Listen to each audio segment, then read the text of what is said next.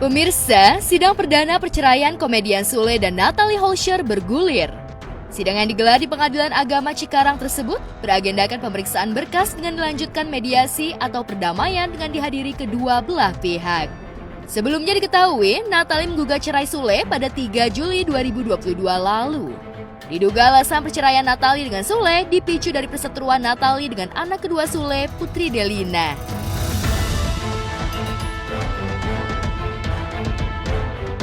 Ya, sidang mediasi perdana Natalie dan Sule pun berlanjut pada keputusan keduanya untuk melanjutkan perceraian. Mediasi antara Sule dengan Natalie berujung gagal dan tak berhasil mencapai titik temu. Dari mediasi kita udah mediasi dan udah ngobrol, jadi udah kesepakatan kita pisah. Kedua belah pihak telah sepakat memang persoalan ini nggak bisa dilakukan dengan proses mediasi, artinya tetap lanjut untuk melakukan perceraian. Pernyataan kuasa hukum terkait hasil mediasi juga dibenarkan oleh Natalie. Natalie mengungkap dirinya dan Sule bersepakat akan melanjutkan perceraian. Lantas, apa alasan Natalie tetap ingin berpisah dari Sule? Benarkah alasan Natalie berpisah dengan Sule lantaran dirinya masih ada permasalahan dengan salah satu anak dari Sule? Ada, cuma aku nggak bisa ceritain ke kalian karena aku nggak mau menjatuhkan orang. Mengenai alasan-alasan itu kan sudah kita tuangkan semua dalam gugatan, itu masuk dalam materi perkara, itu nggak bisa kita sampaikan ke teman-teman karena sifatnya privat ya. Pokoknya ada sesuatu yang nggak perlu aku disebutin di sini karena ya ini privacy lah. Kalau itu kan media aja yang menggoreng kan, jadi kayak jadinya rame. Gitu. Kalau misalkan aku kan untuk Putri Delina ini hanya mengklarifikasi, kalian juga tahu ya. Jadi aku mengklarifikasi, nggak ada menyudutkan untuk satu sama lain. Yang penting udah ada kesepakatan bersama kita. Intinya nggak ada kecocokan dan memang udah kesepakatan. Ya, kesepakatan bersama. Ya, kendati gagal melakukan mediasi, Natalie mengungkap dirinya dan Sule tetap menjalin komunikasi yang baik demi kepentingan Azam, putranya dengan Sule. Bahkan usai menjalani sidang, rencananya Natalie dan Azam akan bertemu dengan Sule. Ya, alhamdulillah ya, akhirnya bisa ada waktu papanya untuk ketemu Azam. Ketemu di mana? Karena memang udah kesepakatan bersama kalau untuk aku, kalaupun Akang atau kakak-kakaknya pengen ketemu sama Azam, silakan. Kalau mau datang ke rumah silakan, pintu terbuka lebar untuk mereka. Akang sih rencananya mau ketemu hari ini. Mau ke rumah? Di rumah atau di luar? Di luar. Itu kan Kang Sule kan juga sebagai orang tua kandung, jadi kita dari pihak Ibu Natalie juga nggak ada membatasi untuk ketemu dengan anak kandungnya. Sementara itu, menanggapi hasil mediasi, pihak Sule sendiri mengungkap sepakat melanjutkan perceraian. Secara implisit, Sule mengungkap keadaan saat mediasi dengan Natalie. Sule mengungkap jika di ruang mediasi saat bersama Natalie, keadaan cukup dingin. Terkait hasil sidang, ayah dari Rizky Febian tersebut tak banyak bicara. Sule menyerahkan semua masalah perceraian pada kuasa hukumnya. Di dalam dingin ya, karena AC-nya dingin, terus ruangannya kurang ada asupan hangat, jadinya kedinginan ya. Terus nanti ke lawyer aja semuanya ya, karena saya udah rujuk atau seperti apa, Kang? Udah ada lawyer, jadi ke lawyer aja. Kesimpulannya tadi sesuai dengan informasi dari Kang Sule bahwa upaya untuk bersatu kembali itu kelihatannya sudah agak sulit gitu ya. Masing-masing pihak mungkin punya pandangan dan punya ini sendiri. Kang Sule itu kan digugat cerai oleh Ibu Natalie gitu ya, dengan berbagai pertimbangan. Kalau materinya nanti tidak bisa saya buka ya, tapi intinya beliau menggugat karena mungkin sudah tidak mungkin lagi untuk hidup bersama dalam satu rumah tangga.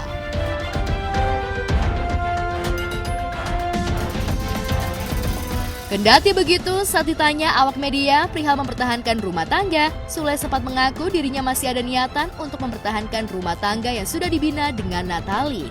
Terlebih dirinya dan Natalie punya buah hati yang masih baik.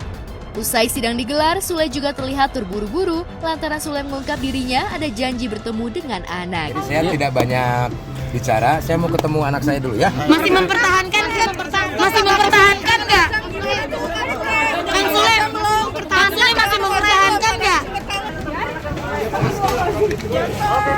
Kang Sule pada posisi seperti itu sebetulnya masih ada keinginan untuk bersatu dalam satu rumah tangga, tetapi karena keadaan yang memang tidak memungkinkan dan sebetulnya sebelum gugatan dimasukkan sebetulnya sudah ada upaya-upaya dari kedua belah pihak untuk melakukan memperbaiki lagi rumah tangganya, tetapi dengan situasi dan kondisi tidak berhasil untuk memperbaiki itu, makanya ini diajukan ke pengadilan.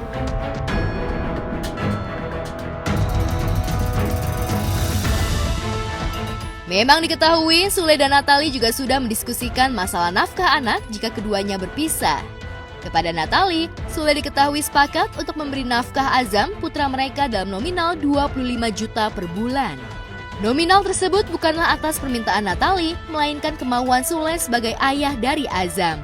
Jika tak ada halangan, sidang perceraian Natali dan Sule selanjutnya akan digelar pada 27 Juli 2022 mendatang dengan agenda menyerahkan hasil mediasi. Karena ini masih proses mediasi, nanti sidang selanjutnya itu tanggal 27 Juli untuk penyampaian hasil mediasi. Harapan dari Kang Sule dan semuanya agar hubungan kekeluargaan antara Kang Sule dan Ibu Natali ini tetap baik gitu, karena mereka ada anak yang harus mereka besarkan secara bersama-sama, dan itu tetap secara nafkah juga menjadi tanggung jawabnya.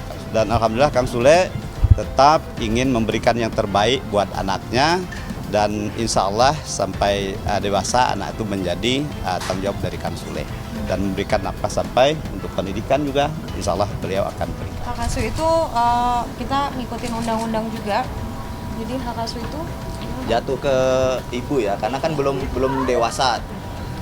Untuk hak asuh tetap dipegang oleh ibu kandung. Kalau untuk nafkah, aku tidak pernah meminta ya,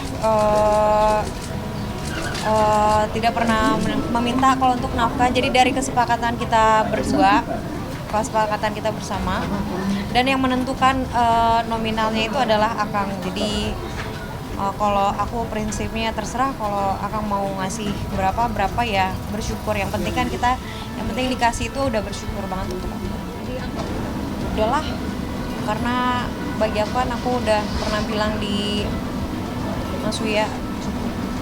Jadi minta doanya untuk kalian juga semuanya, semoga aku bisa stay strong untuk menjadi tulang punggung adik-adik. Dan yang pasti Natal itu jarang berbicara sama saya untuk masalah rumah tangga. Itu pun setelah saya tahu, setelah kesini-sini. Dia nggak terlalu banyak ngomong, nggak terlalu banyak cerita.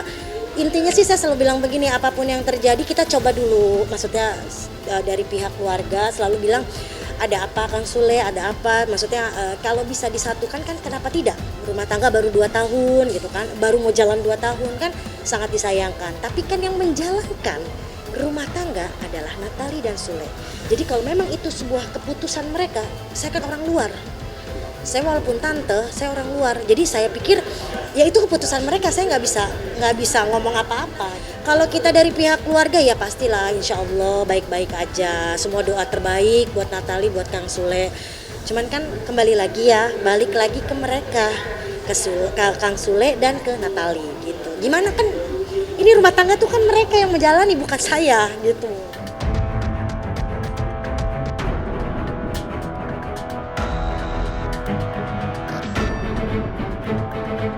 Sementara itu, di lain tempat sidang perceraian Ronald Surapraja dengan Seruni kembali bergulir.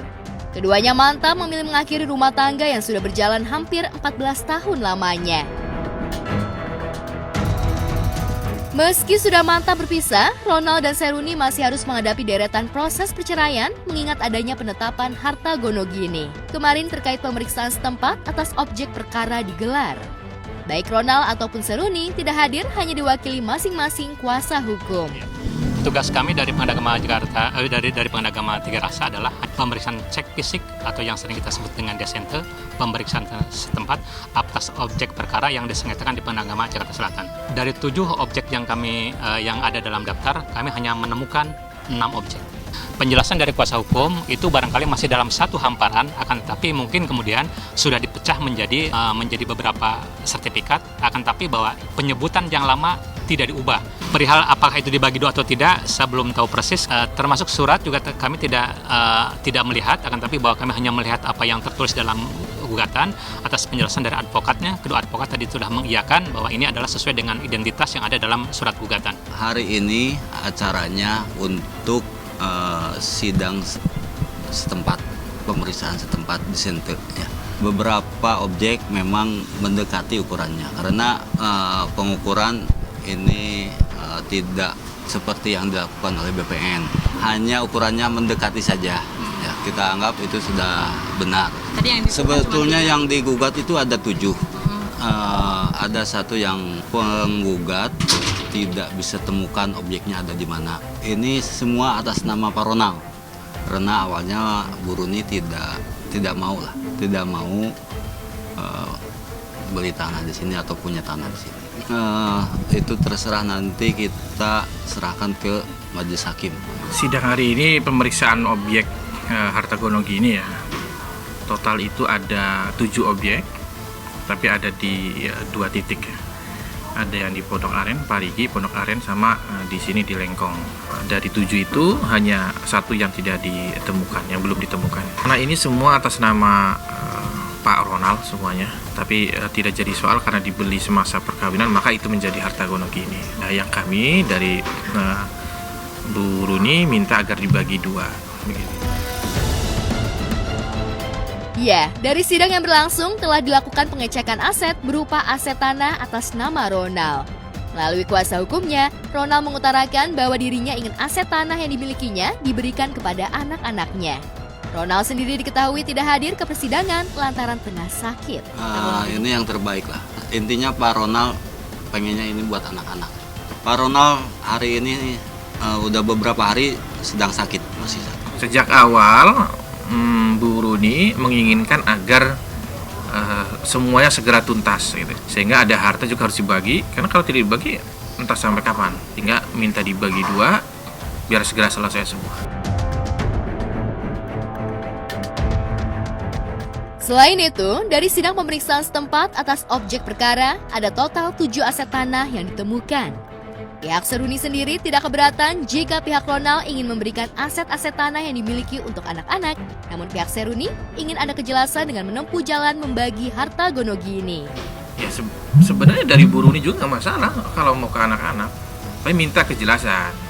Kalau mau buat anak-anak, ya sudah dihibahkan semua ke anak-anak dari sekarang, nggak jadi soal.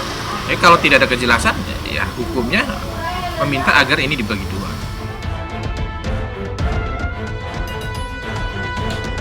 Ya, perjalanan sidang perceraian dan harta gonogini Ronald dan Seruni masih akan terus bergulir.